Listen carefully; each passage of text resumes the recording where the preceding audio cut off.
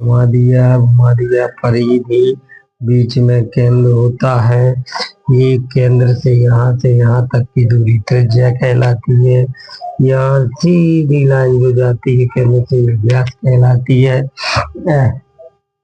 अब यहाँ से ये इसको जितना लेंगे हम, ये इसका क्या कहलाएगा, चाप कहलाता है। यहाँ से जितना भी लिया है, अगर यहाँ से हम एक लाइन डाल दें तो इसको स्पर्श रेखा कहते हैं। यदि एक लाइन ऐसी डाल दें तो इसको छेदक रेखा कहते हैं, जो छेदती हुई जाती है। और केंद्र से दो त्रिज्याएं जब डाली जाती हैं वृत्त की परिधि पर, तो जो बीच का भाग होता है, ये वाला भाग त्रिज्यखंड कहलाता है। अब वृत्तखंड की बात करते हैं तो यहाँ पे ये छोटा वाला वृत्तखंड है और ये ऊपर वाला दीर्घ वृत्तखंड है। क्षेत्रफल में ये पूरा ही आता है, ये पूरा क्षेत्रफल होता है। और यदि यहाँ से एक हम लाइन, ये तो छेदक रेखा हो गई थी, यहाँ से यदि हम कहीं से भी एक लाइन खींचते हैं तो बनता है क्या, स्पर्श बिंदु। तो इसको कहते हैं स्पर्श बिंदु।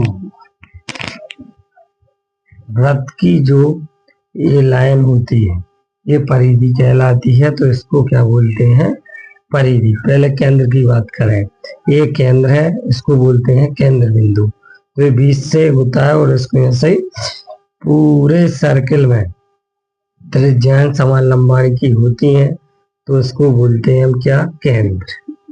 क्या बोलते हैं, केंद्र। फिर ये वाली जो लाइन दिख रही है इसको बोलते हैं हम क्या, परिधि। क्या बोलते हैं, परिधि, परिक्रमा, परिधि।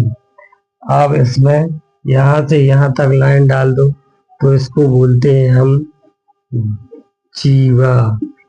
क्या बोलते हैं, जीवा। यदि आप यहाँ से यहाँ तक लाइन डालेंगे तो इसको बोलते हैं क्या, त्रिज्या। क्या बोलते हैं, त्रिज्या। यदि आप यहाँ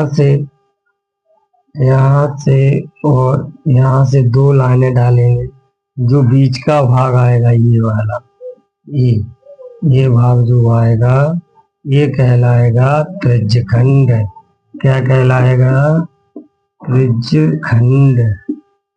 त्रिज्यखंडी होता है। और अगर मान लो यहाँ से ये दूरी और ये कहलाता है क्या, चाप।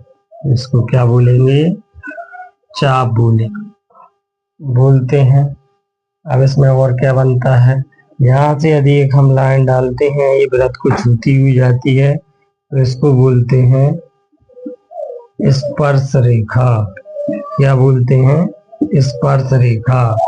यदि एक लाइन को सीधा निकाल दिया जाए कहीं से भी, मान लो हम यहाँ से निकाल दे रहे हैं ये लाइन, तो इस लाइन को हम बोलेंगे छेदक रेखा, जो छेदक रेखा बोलते हैं।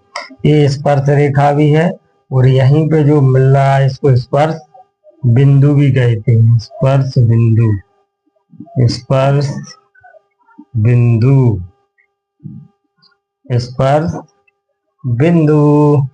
और वृत्त, जैसे अगर हम पूरा एक वृत्त बना ले, यहाँ पे पूरा ये वृत्त बन गया, एक स्पर्श रेखा खींच दें, फिर इसमें नीचे आधा वृत्त लगा दें, फिर हम एक लाइन और इसके समांतर खींच लें, फिर यहाँ से ऐसा लाइन खींच के और एक लाइन और, तो ये बन गया वृत्त। तो ये है आप पूरा वृत्त बन चुका है। Thank you.